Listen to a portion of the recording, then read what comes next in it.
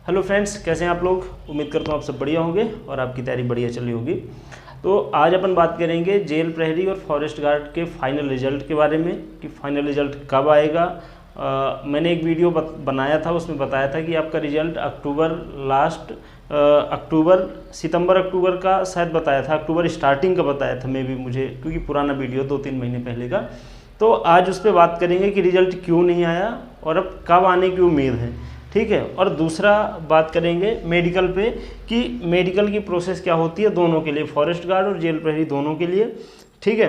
तो बात करेंगे कि क्या क्या वहाँ पे मेडिकल में चेक होता है। और जैसे ज़्यादातर बच्चों के कमेंट आए थे कि उन्हें आँख में प्रॉब्लम है, चश्मा लग रहा है, तो इसका क्या सॉल्यूशन है, क्या इससे दिक्कत होगी, अगर होगी तो सॉल्यूशन क्या है, इस पे बात करेंगे। बाकी ये जितना मैंने लिख रखा है इन पे बात करेंगे कि ये वहाँ पे चेक होंगे नहीं होंगे, कैसा क्या रहेगा, ठीक है। तो वीडियो में आप आखिरी तक बने रहिएगा। देखिए, फाइनल रिजल्ट का मैंने अक्टूबर का बोला था आपको कि अक्टूबर में फाइनल रिजल्ट आपको देखने को मिल जाएगा। इसका मैंने जो अंदाज़ा लगाया था वो ये था कि सारे इवेंट्स के बाद लगभग 3-3 महीने लेते हैं, ठीक है। फॉरेस्ट और जेल के एग्ज़ाम में जैसे एग्ज़ाम हुआ, इसके बाद रिजल्ट और फिजिकल के बीच में लगभग 3 महीने निकल जाते हैं, फिर रिजल्ट के बाद फिजिकल के बाद रिजल्ट में लगभग 3 महीने निकाल देते हैं। मैंने आपको पिछले 2 एग्ज़ाम का संदर्भ देके ये चीज़ आपको बताई हुई थी, ठीक है। तो अब चूंकि अक्टूबर में तो आया नहीं, नवंबर भी आखिरी में चल रहा है, तो अब कब आएगा। तो देखिए, एक चीज़ ये होती है, ये जो वर्दी वाले एग्ज़ाम हैं इनमें मेन जो डिसाइड करता है वो ट्रेनिंग है कि क्योंकि ज्वाइनिंग कराएंगे, ज्वाइनिंग के बाद आपसे ड्यूटी करा लेते हैं, पर करानी नहीं चाहिए जब तक आपकी ट्रेनिंग नहीं हो जाए। ट्रेनिंग के बाद ही आप पूरी तरह से विभाग के लिए, आप जो बोलते हैं ना, ट्रेनिंग के पहले आप रॉ मटेरियल हैं, रॉ मटेरियल के बाद अब जो फाइनल प्रोडक्ट तैयार होगा वो इनके लिए ड्यूटी के लिए जो रिक्वायर्ड बंदे चाहिए रहते हैं वो ट्रेनिंग के बाद तैयार होते हैं। जनरली नहीं होता ऐसा, लेकिन अगर ट्रेनिंग के लिए बैच खाली नहीं है तो आपको बिना ट्रेनिंग कराए ही जो जिस ड्यूटी के लिए, जैसे ये दोनों जीडी हैं, जीडी यानी होता है जनरल ड्यूटी, आपसे कुछ भी करवाया जा सकता है, मतलब जो डिपार्टमेंट की रिक्वायर्ड है वो उनमें से आपको कोई भी काम दे सकते हैं। तो ट्रेनिंग के पहले भी आपसे काम करवा सकते हैं, पर डिपार्टमेंट बचता है ये करने से, इसलिए वो ट्रेनिंग को ध्यान में रख के रिजल्ट जारी करते हैं कि हम ट्रेनिंग सेंटर में कोई बैच अगर चल रहा है, वो अगर मान लीजिए दिसंबर को खाली हो रहा है, तो दिसंबर के बाद जनवरी 1 महीने का वो टाइम लेते हैं और फरवरी से अगला बैच भेजेंगे, सपोज दें, ठीक है। फरवरी से अगर नया बैच जाने वाला है तो जो प्रोसेस एग्ज़ाम की चल रही है उसका रिजल्ट ये लोग दिसंबर में दे देंगे, ठीक है, दिसंबर में देंगे। दिसंबर अगर स्टार्टिंग में दिए तो लास्ट दिसंबर या स्टार्टिंग जनवरी तक ये मेडिकल और ज्वाइनिंग दोनों करा लेंगे, ये करा लेंगे जनवरी में और फरवरी में भेज देंगे ट्रेनिंग में।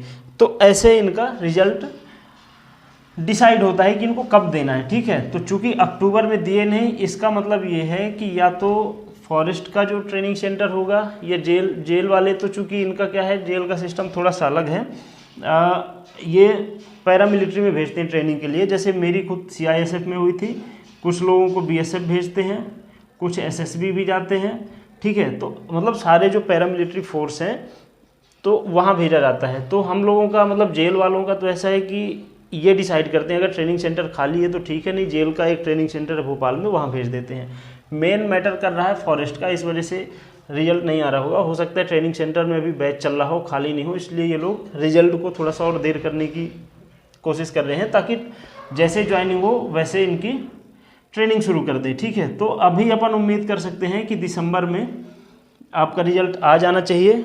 लेकिन आप एक चीज़ ये समझिए, अगर रिजल्ट नहीं आया इसका मतलब ये नहीं कि हमें सुस्त होकर बैठे रहना है। आप अपने डॉक्यूमेंट वगैरह पूरी तरह से रेडी करवा लीजिए। जैसे अभी मेरी मई जून के टाइम में मेरी ज्वाइनिंग थी, तो मेरे पास जो डोमिसाइल था, निवासी स्थायी निवास प्रमाण पत्र जो होता है वो ऑफलाइन था, ठीक है, बहुत पुराना बना हुआ था। उस वजह से मुझे DB में मतलब 1 महीने के लिए एक्सटेंशन मैंने लिया था। मतलब उनका ये था कि आप डिजिटल वाला, जो कि अभी इस समय चल रहा है, तो डिजिटल वाला बनवा के लाइए, ठीक है।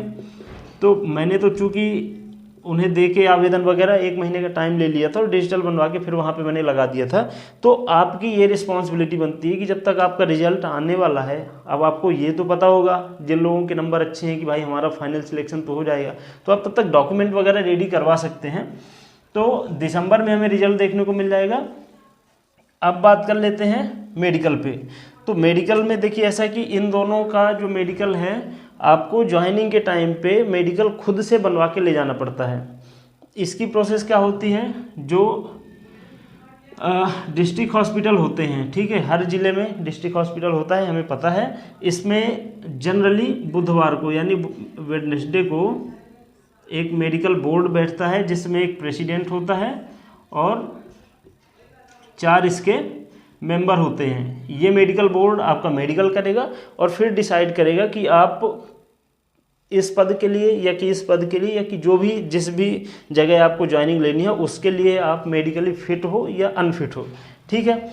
अब मैं बता देता हूँ कि इसमें क्या प्रोसेस होती है और मेरा जो मेडिकल हुआ था उसमें क्या क्या चेक किए थे। तो देखो, सबसे पहले तो आँख तो चेक करेंगे, ठीक है, लेकिन इन दोनों के लिए ऐसा नहीं कि आपकी आंखें एकदम, आपका विजन 6/6 होना चाहिए। कहीं पे भी नोटिफिकेशन में ये नहीं लिखा कि आपकी आंखें 6/6 होनी चाहिए, बस उनने ये लिख रखा है कि आपको आपकी आंख में कोई प्रॉब्लम नहीं होनी चाहिए, मतलब आपकी दृष्टि से संबंधित कोई समस्या नहीं होनी चाहिए। लेकिन मैंने आपको एक वीडियो पहले बनाया था, उसमें बताया भी था, एक रिपोर्ट का जिक्र किया था कि लगभग प्रेजेंट टाइम में 40% जो लोग हैं वो निकट दृष्टि दोष से सफ़र कर रहे हैं, यानी कि उनको दूर का नहीं दिखता, जैसा कि मैंने लगा रखा है। और आप में से ज़्यादातर बच्चे भी इसी मुझे इंग्लिश टर्म थोड़ा सा बोल रहा है, शायद मायोपिया बोलते हैं, आपको दूर का नहीं दिखता।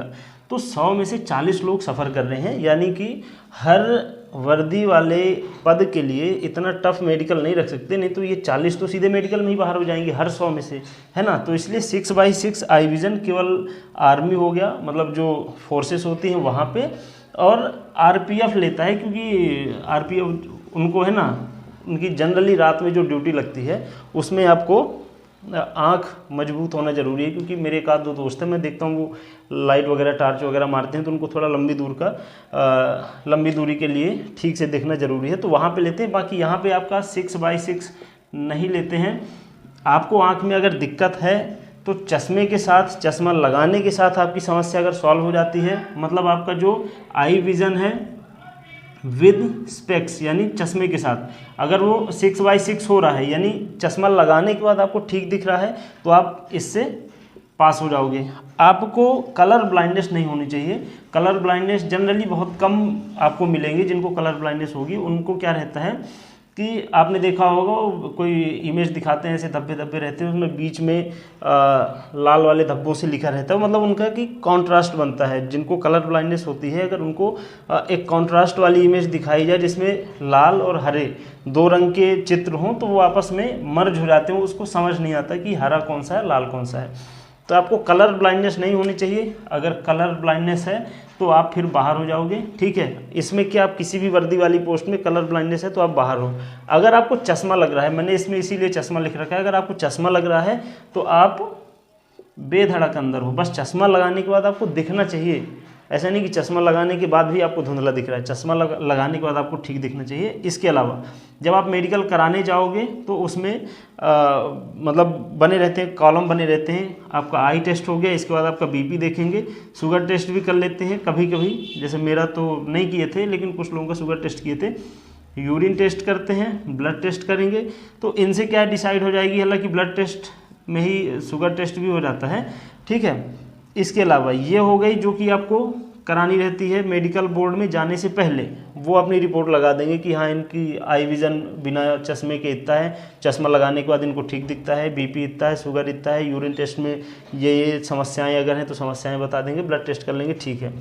इसके बाद वो मेडिकल बोर्ड मैंने बताया था 5 लोग वहाँ पर बैठे रहते हैं। वहाँ पर आपका चेक किया जाता है, नौकनी चेक किया जाएगा, ठीक है। नौकनी आपको पता होगा कि आपके दोनों जो पैर हैं उनके जो टखने हैं वो आपस में जुड़ने नहीं चाहिए। अगर ये जुड़ रहे हैं तो आप थोड़ा सा मेडिकल के, अगर बहुत ज़्यादा दिक्कत नहीं है, माइनर सा मतलब टच हो रहा है तो आप मेडिकल के टाइम पे थोड़ा सा जुगाड़ करके, जुगाड़ इन द सेंस कि आप बिल्कुल फोर्स मत लगाओ उनके चिपकाने का, अगर माइनर से टच हो रहा है तो बाहर हो जाओगे, क्योंकि वो मामूली सी जो स्केल है अंदर डालते हैं दोनों पैरों के बीच में तो वो क्रॉस हो जाती है, ठीक है, तो निकल जाएगी। अगर ज़्यादा दिक्कत है तो रात में सोने के टाइम पे दोनों घुटनों के बीच में आपको तकिया लगा के सोना है। तो इससे क्या होगा कि आप 1-1.5 महीने, 2 महीने, 3 महीने लगातार प्रैक्टिस करोगे तो ये जो घुटने हैं यहाँ से थोड़ा सा ये हल्का बैंड हो जाएंगे बाहर साइड। तो मतलब रिजल्ट मैंने सुना है कि अच्छे मिलते हैं, मुझे दिक्कत नहीं थी, मैंने खुद आजमाया नहीं है, लेकिन लोगों को इससे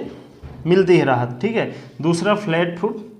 फ्लैट फुट भी ऐसा है कि फ्लैट फुट आप कैसे चेक करेंगे, वो जनरली ऐसा करते हैं कि आपको फर्श में चलवाते हैं या कि बालू में चलवाएंगे, पर चूंकि उस जगह ऐसा नहीं होता कि बालू हो, क्योंकि वो तो बड़े हॉल में आपका मेडिकल होना है ना। तो आपको क्या करते हैं कि पानी में आपका तलवा डलवाएंगे, इसके बाद आपसे चलवाएंगे तो वो पूरा जिनका होता है वो ऐसे बनेगा, जिनका फ्लैट फुट होगा पूरा ऐसे फ्लैट बन जाता है, तो वहाँ से पकड़ में आता है। ये भी ऐसा है कि अगर आपको फ्लैट फुट है तो सोल आते हैं जूतों में अंदर लगाने वाले, स्लीपर्स में आप लगा सकते हो। वो सोल ऐसा कि जैसे आपकी मान लीजिए स्लीपर है, सॉरी उल्टा बना दिया मैंने, जैसे आपकी अगर स्लीपर है ऐसी, ठीक है, तो इस जगह पे वो ऐसे चिपका देते हैं। तो धीरे धीरे क्या है, आप ऐसे पैर रखोगे तो पैर आपका तलवा बैंड होगा और धीरे धीरे वो उसी शेप में ढल जाएगा। तो आप ये भी आपके लिए फ़ायदेमंद रहता है। ये वो मतलब तरीके हैं जिनसे आपको आराम मिलेगा, आपको रिजल्ट दिखेगा, बस अब थोड़ा 2-3 महीने का समय आपको देना पड़ता है। इसके अलावा ये बेसिक चीज़ है, हाइट हो गया, वेट हो गया और चेस्ट हो गया, ठीक है, ये चेक करेंगे। और इतना होने के बाद आपको वो मेडिकल बोर्ड के जितने मतलब वो जो प्रेसिडेंट रहेंगे वो साइन कर देंगे, बाकी चारों मेंबर कर देंगे और नीचे टीप लगा देंगे कि हमें मेडिकल के दौरान ऐसा कोई भी मतलब पॉइंट नहीं मिला जिससे ये निर्धारित हो सके कि ये फला व्यक्ति या तो फॉरेस्ट गार्ड या जेल प्रहरी की ड्यूटी के लिए अयोग्य हो या कि मेडिकली अनफिट हो, ठीक है। ये चीज़ें होती है। मैं आपको सीधे शब्दों में बताऊं कि अगर आप स्वस्थ व्यक्ति हो, देखने में आप स्वस्थ दिख रहे हो, आपकी हाइट है, आपका वेट है, ये चीज़ें अगर गड़बड़ नहीं है तो आप मेडिकल में बाहर नहीं होने वाले, ये मैं बता रहा हूँ, है ना। क्योंकि मैंने देखा है, मतलब जेल विभाग में मैंने 2 साल 2.5 साल नौकरी की है। ऐसा वहाँ ऐसा नहीं कि हमें बहुत एकदम शार्प शूटर चाहिए, एकदम आंखें टकाटक होनी चाहिए, ऐसा नहीं है। आपसे जनरल ड्यूटी करवाई जाती है। फॉरेस्ट में भी ऐसा है, बहुत मुश्किल चीज़ नहीं है। आप अगर मेडिकली फिट हो, आपको लगता है कि आपको अंदर से कोई ऐसी बड़ी बीमारी नहीं, जैसे बहुत सारे लोगों को पाइल्स होता है, ऐसी कोई समस्या, हालांकि ये सब यहाँ पे चेक नहीं करते हैं, है ना। ये आपको मतलब ऐसा नहीं कि आपके जैसे आर्मी में होता है कि कपड़े उतार के और एक एक आपके बॉडी पार्ट को देखा जाएगा, ऐसा नहीं होता। आप बाहर से आपको स्वस्थ दिखना पड़ेगा। अगर आप बाहर से स्वस्थ दिख रहे हैं तो आप एलिजिबल हैं, है ना। तो आई होप कि आपको समझ में आया होगा। अब शायद आपके डाउट नहीं रहेंगे, बहुत सारे लोगों के कमेंट आ रहे थे, तो आप देख लीजिएगा। अगर इन दोनों में आपको कोई समस्या है तो इनकी अभी से प्रैक्टिस शुरू कर दीजिए और डॉक्यूमेंट आप रेडी करवा लीजिए, जो कि मैंने स्टार्टिंग में बताया था। जो भी डॉक्यूमेंट आपके पास नहीं है वो सब आप रेडी करवा लीजिए, तब तक रिजल्ट आ जाएगा। इसके बाद आगे की प्रोसेस तो चलेगी, है ना। तो आई होप कि वीडियो पसंद आया होगा। चैनल पे अगर नए हैं तो कृपया चैनल को सब्सक्राइब कर लीजिएगा। मिलते हैं अगले वीडियो में, तब तक अपना ख्याल रखिए। नमस्कार।